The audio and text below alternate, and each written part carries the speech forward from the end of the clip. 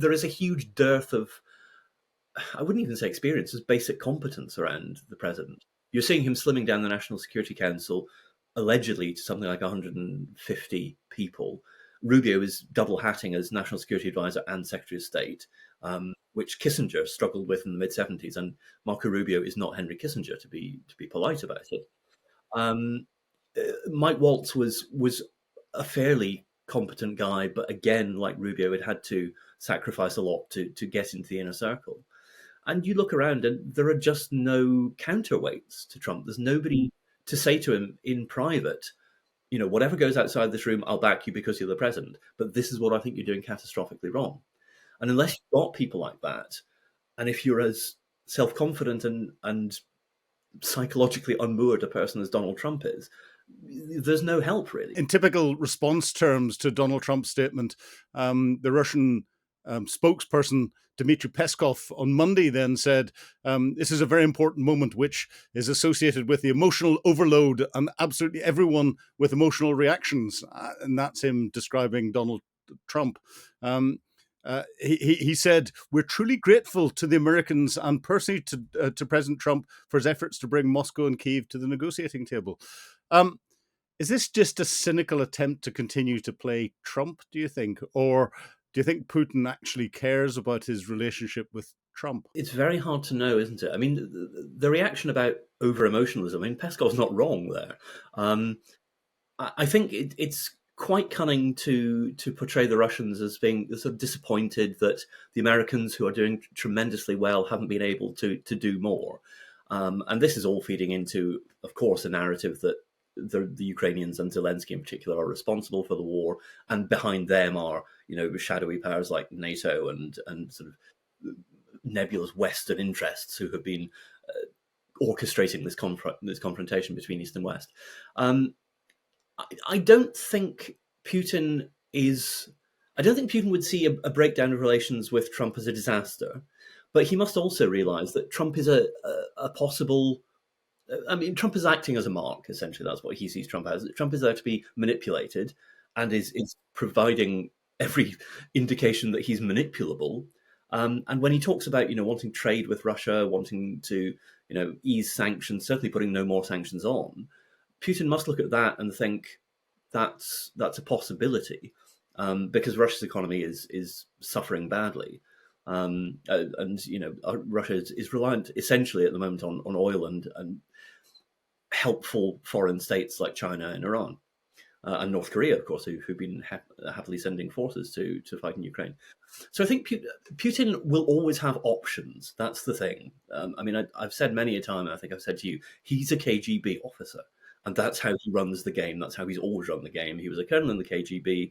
He got out of East Germany, where he was head of station, I think, by some very slick talking with the angry East German crowds outside the residence. And he was a good spy. And he's carried that into 25 years of running Russia now as president or prime minister.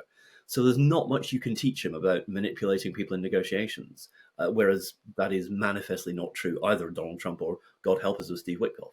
Well, yes, and it's interesting if you compare the two teams. We've got Putin, and you've described the experience that he's got with, as Foreign Minister Lavrov, who's got equal experience and is past master in foreign affairs and everything else, up against Donald Trump, who thinks he's got lots of experience. This is his second term as a president, so at least he knows that.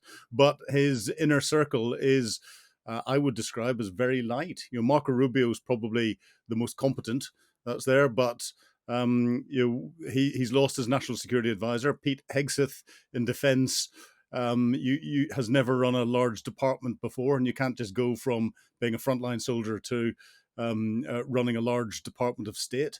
As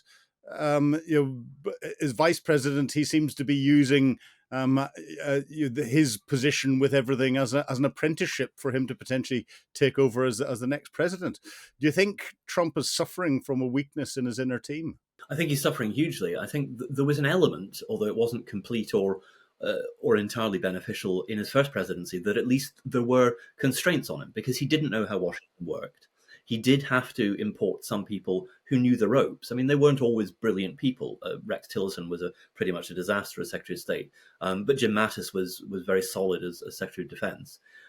Trump now is in the position that happens to a lot of leaders across the spectrum of thinking he knows better than everyone else. He's done this before.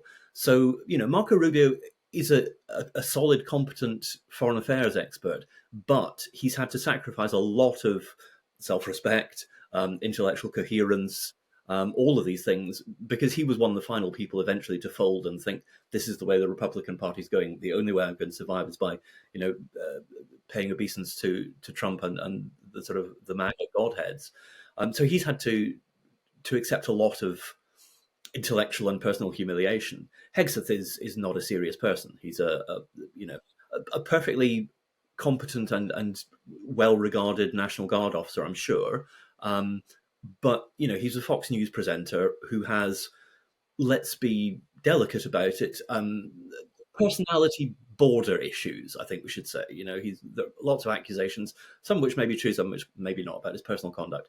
But he doesn't seem like somebody who acts in a measured and reasonable way. And he's running a department which has a budget of $1 trillion, and he clearly doesn't know what he's doing. And he's also got virtually no staff around him because they've either resigned or been sacked. So there is a huge dearth of, I wouldn't even say experience, as basic competence around the president. You're seeing him slimming down the National Security Council allegedly to something like 150 people. Rubio is double hatting as National Security Advisor and Secretary of State, which Kissinger struggled with in the mid-70s, and Marco Rubio is not Henry Kissinger, to be polite about it. Mike Waltz was a fairly competent guy, but again, like Rubio, had to sacrifice a lot to get into the inner circle. And you look around and there are just no counterweights to Trump. There's nobody to say to him in private, whatever goes outside this room, I'll back you because you're the president. But this is what I think you're doing catastrophically wrong. And unless you've got people like that, and if you're as self-confident and psychologically unmoored a person as Donald Trump is, there's no help really, because you're just not getting the support. You'll take your first impressionistic view of what's going on, you'll feed it through your own weird lens of essentially family-funded New York real estate business, and you'll think you've come up with the perfect solution. And I think we're discovering, if only with the negotiations with Ukraine, that's clearly not happening. So as we're trying to read Donald Trump then and his thinking, in that statement where he called Putin crazy, of course he has to be balanced and then turned on Zelensky. He aimed his criticism towards him and said, likewise, President Zelensky is doing his country no favors by talking the way he does. Everything out of his mouth causes problems. I don't like it, and it better stop. What do you think he means? And why do you think it is that Zelensky riles Trump so much? Could it be something as simple as down to Zelensky's failure to back Trump and investigate Hunter Biden, or something something else? I think that probably feeds into it. I mean, I think that tweet. I mean, Donald Trump has said a lot of offensive things, and I'm not easily offended in the public sphere. But I thought that word "likewise" was one of the most repellent things he's ever said, because it essentially sets up his whole narrative, which is that this is a sort of faults on both sides issue. It's not. Russia invaded Ukraine. Ukraine is a sovereign country. It's a democracy with some imperfections, but a democracy nonetheless. Russia is an autocracy, and it invaded intending to destroy it. So it's not a case of faults on both sides. Zelensky, it's hard to say. I think there is the Hunter Biden issue. Clearly, Trump feels either persecuted by Ukraine or let down by Ukraine, or some toxic combination of the two.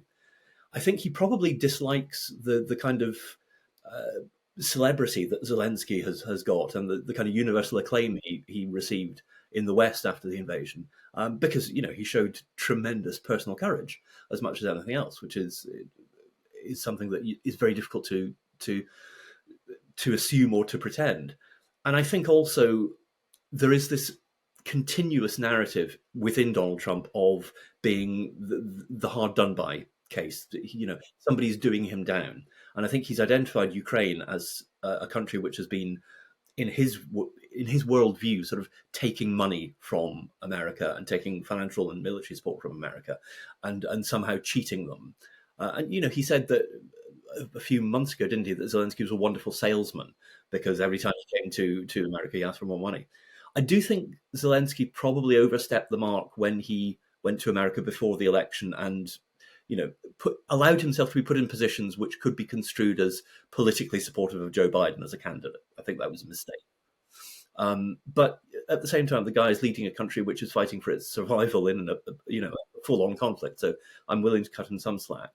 But I think there are a whole number of reasons that Trump clearly detests Zelensky, and it is a very visceral hatred. You could see that in the Oval Office in their encounter in February.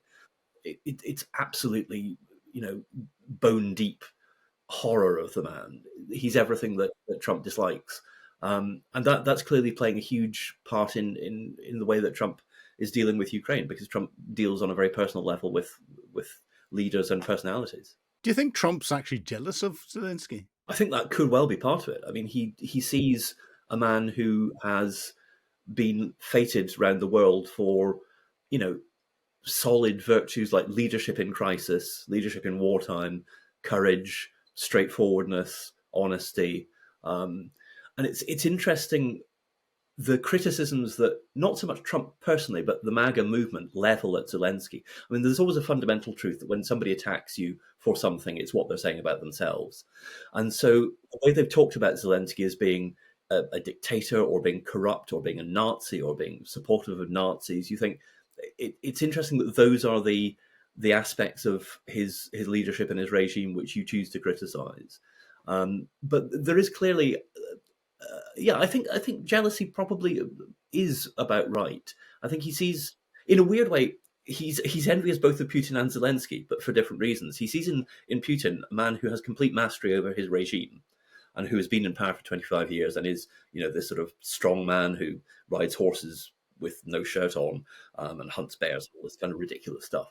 And he sees that as a kind of alpha male projection of leadership. And at the same time, he sees in Zelensky, I think, a kind of slightly different, back against the wall leadership in adversity, all stripped away of artifice, essentially. And I think he envies that too. He sees two things which he can't do and would like to do. And I think that riles at him, because fundamentally inferiority is core to Donald Trump's being, which is bizarre because he's a multi-billionaire. He's one of the most famous. And he was a TV personality, and arguably Zelensky was a more successful TV personality. Indeed. Well, it's interesting that Trump's image as a businessman has, I think, largely been created by The Apprentice, because when he was recruited by Mark Burnett to appear on The Apprentice, he was recruited almost as a stereotype. Mark Burnett wanted a sort of throwback to Wall Street, 1980s, big shoulder pads, that kind of bombastic idea of what a businessman was. And so he thought, who's the most ridiculous, overblown businessman I think of? Donald Trump. And so he recruits him and makes him an enormous star, a bigger star even than he was. And then Trump leverages this and becomes president of the United States. I mean, unless you write The Simpsons, where they did actually predict this, you could not make this up. Yet you have this man leveraging a largely fictitious reputation. I mean, if you look at his business dealings, certainly in the 80s and 90s, they were catastrophic in many ways. And yet he's become the most powerful man in the world twice. It's an extraordinary feat in some ways. You've been watching Frontline with me, Philip Ingram. If you'd like to be amongst the first to get exclusive content, please subscribe to Times Radio membership at the link below. You can also listen to Times Radio for the latest updates on global affairs or read about them at thetimes.com. Thank you.